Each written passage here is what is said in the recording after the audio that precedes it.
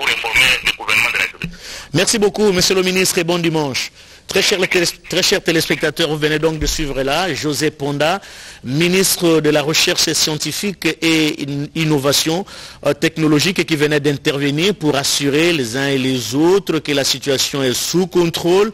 Tous les services de son ministère sont mobilisés pour suivre de près ce qui se passe, même si c'est une catastrophe naturelle. Mais les scientifiques sont toujours alertés, sont toujours en alerte pour essayer de limiter les dégâts dans ce secteur. José Ponda qui venait de nous intervenir et nous lui disons merci et bon dimanche là où il est. Voilà, Blaise Bokokia, c'est pratiquement la situation que nous étions en train de décrire tout à l'heure pour dire que généralement, quand le volcan veut cracher, il y a de signal, il y a alerte. Mais le cas de l'éruption volcanique du 22 mai 2021, c'est arrivé spontanément, brusquement, et le volcan est entré. Il n'y a pas eu d'alerte. D'alerte, non, le volcan est entré. Vous l'avez dit, le ministre vient de le confirmer. Préciser, donc, pour qu'on ne puisse pas continuer à condamner l'OVG, pour dire que bon, ils n'ont pas fait leur travail et ne nous ont pas alertés. C'est arrivé,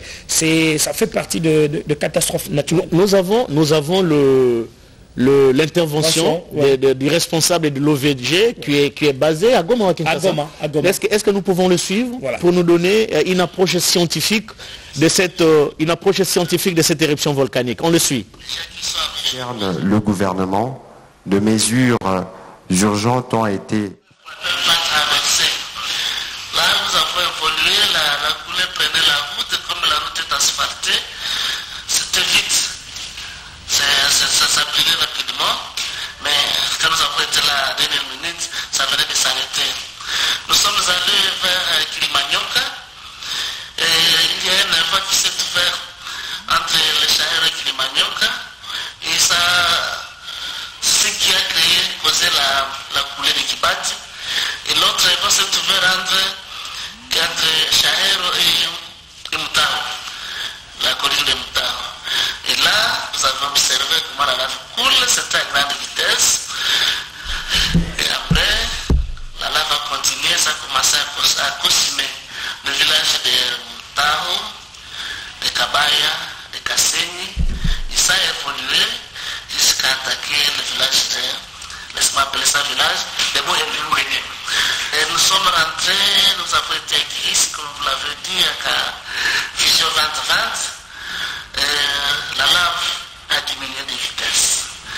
Mais il y a eu beaucoup de dégâts matériels.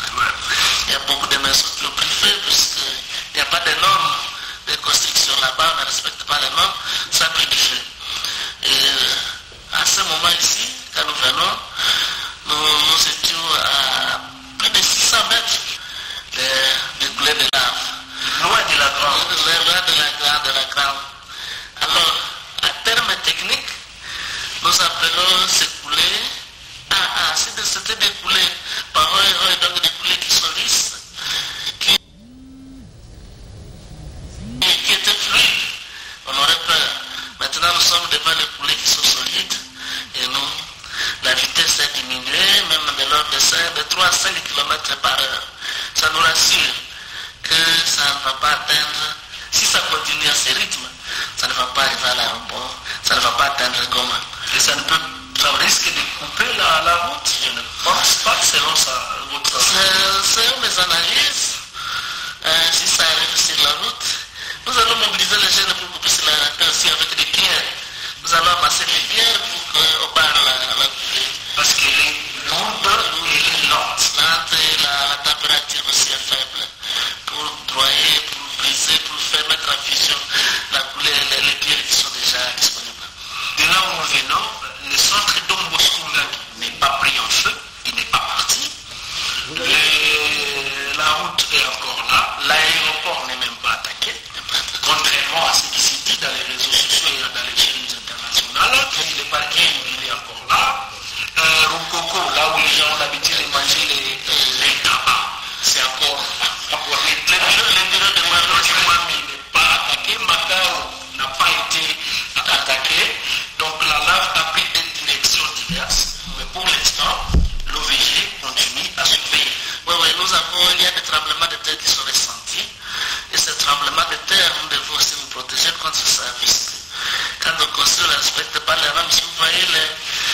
sans un tremblement de terre, c'est mieux de sortir à l'extérieur et attendre que ça puisse passer.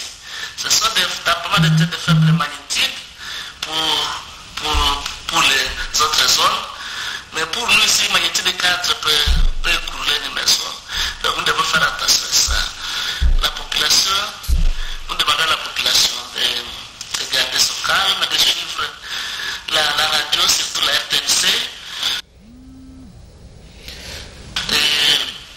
À partir de Ngang de Mtinga, en se dirigeant vers Katoi, Mabangano, Kasika, Virunga, Murara Office, Centre-Ville, Kato, Katingo, Alger, Kodosho, oui, les gens peuvent dormir. Peuvent dormir. Si on a vu déménager déjà des hôpitaux, c'est parce que c'est une mesure préventive. Une mesure préventive, parce que quand on est malade, on attend encore l'éruption, ça risque d'accélérer la maladie. Il est donc 2h passées des 32. Voilà, Serge, c'est un bon témoignage de ce responsable de l'observatoire à partir de Goma. Après, le ministre lui intervient, mais nous attirons l'attention des gens qui se donnent le vilain plaisir qu'il ne faut pas profiter de cette catastrophe naturelle pour s'aimer les désordres au niveau de la ville de Goma. Cette ville ne mérite pas ça.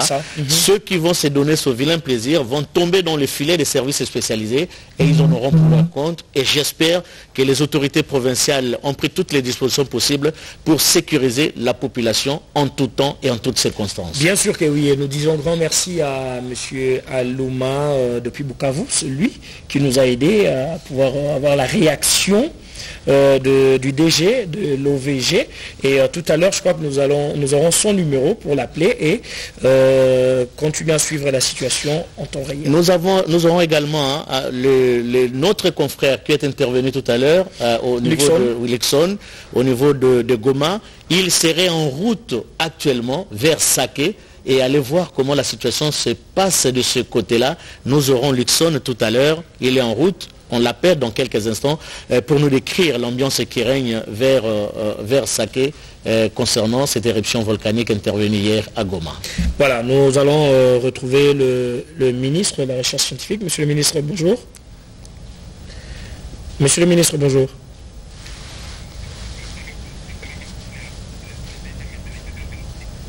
Ah, c'est... Ok, on peut vous passer en direct? Ok. Yes. Le ministre José Pal. Ah d'accord. Ouais. Oui, monsieur le ministre, quoi de neuf? Quoi de neuf, je voudrais préciser à l'opinion que celui qui venait de parler, le médiateur scientifique volcanique des observatoires volcaniques de Goma, M. Kassereka, qui est une équipe de scientifiques, qui est sur terrain. Okay. Mais je voudrais instruire également tout de suite les DG de l'OVG qui est sur les ordinateurs, qui regarde les mouvements à partir de la Terre. Je vais l'instruire également pour qu'il puisse intervenir. Et je voudrais Blaise, préciser que nous devons vraiment éduquer la population pour qu'on ne puisse pas intoxiquer notre population de Goma. Beaucoup d'images qu'on est en train de montrer, ce sont les images qu'on a prises dans d'autres séismes qui sont passés ailleurs, qu'on est en train de mettre sur les réseaux sociaux pour aggraver la situation. Nous devons aimer notre pays, on ne doit pas se mettre à prendre les images du monde entier, d'ailleurs et des séismes pour mettre aussi Goma. Donc les images vous seront transmises officiellement par l'OVG. Il ne faudrait pas qu'on mette à troubler l'ordre public à Goma pour organiser les pillages et d'autres choses en sémant l'insécurité dans la population. Donc c'est important de veiller vraiment à conscientiser la population de ne pas aggraver la situation de Goma pour nous semer l'insécurité. Mais je suis tout de suite le DG qui va pouvoir intervenir pour vous donner la situation en temps réel au niveau des ordinateurs qui sont placés dans l'observatoire. Voilà, c'est ce que je voulais préciser. Merci beaucoup, monsieur le ministre, pour votre disponibilité permanente. Nous sommes entièrement au service de la nation. S'il y a quelques informations qui vous tombent à tout moment, vous pouvez intervenir parce que nous y sommes pour ça. Merci, monsieur le ministre. Voilà, il a raison. Hein. Il a raison. Oui, il a raison. Il faut pas balancer les images d'archives. C'est vilain ça. Il ne faut pas balancer les images d'archives pour faire croire aux gens que la situation d'hier est pareille à celle qui s'était passée il y a quelques années. Non, la situation d'hier n'est pas pareille à l'éruption volcanique de Nyiragongo, toujours à Goma. La situation d'hier était plus moins que cela, même si la population était en panique, mais il y a aujourd'hui, depuis ce matin, une certaine accalmie. Nous allons joindre notre confrère Luxon qui est en route vers Saké.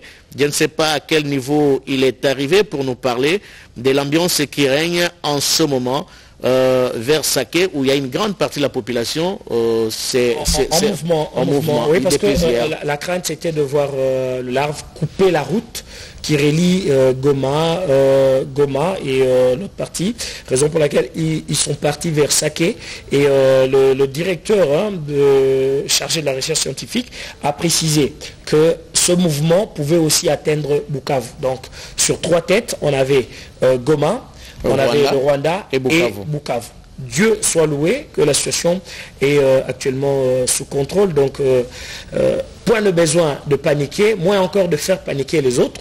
Restez à l'écoute 2 antennes de la RTNC et suivez la RTNC pour avoir... Allô, Luxon? Oui, allô. Bonjour, oui, allô? Bonjour, Luxon. Bonjour. Tout à l'heure, vous m'aviez dit que vous étiez en route vers Saké. Est-ce que vous y êtes déjà? Je suis à dans 10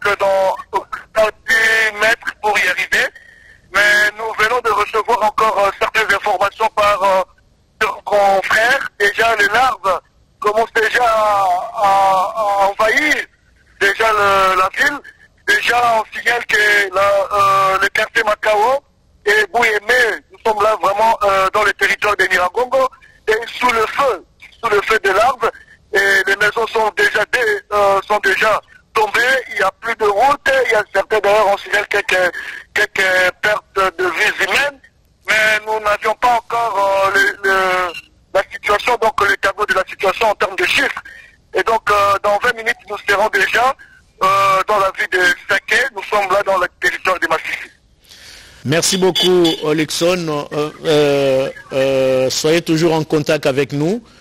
S'il y a d'autres informations qui tombent, veuillez nous en donner parce que nous en avons énormément besoin. Mais concernant les laves qui envahissent déjà la ville, une partie de la ville de Goma, nous allons vérifier toute cette information tout à l'heure auprès du gouverneur de province, le général Constant Ndima Kogba, qui est sur place. Et peut-être par le biais de ses services, on peut nous dire si réellement cette rivière de lave a déjà envahi une partie de la ville de Goma. Si c'en est le cas, la situation alors devient préoccupante.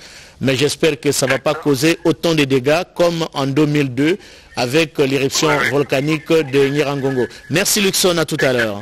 À tout à l'heure. À tout à l'heure, merci beaucoup. Oui.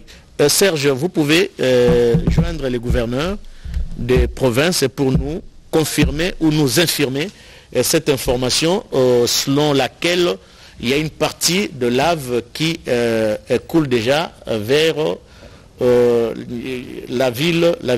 partie de la ville de Goma avec tous les effets collatéraux que cela peut représenter quand il y a une rivière de lave qui passe surtout dans un centre urbain. Voilà, nous essayons d'entrer en contact avec le gouverneur pour avoir des éléments de précision pour calmer les esprits des uns des autres. Il est en communication. Il n'y a pas de panique, hein, très chers téléspectateurs. Nous savons que la situation est préoccupante, c'est la raison pour laquelle les autorités de la radio-télévision nationale congolaise ont pris les dispositions pour organiser justement cette édition spéciale sur l'éruption volcanique de Goma. Nous sommes là depuis plus de 2 heures, nous ne faisons que parler de ça, essayer de vous dire en temps réel, de vous donner en temps réel toutes les informations relatives, beaucoup d'intervenants pour ceux qui nous ont suivis.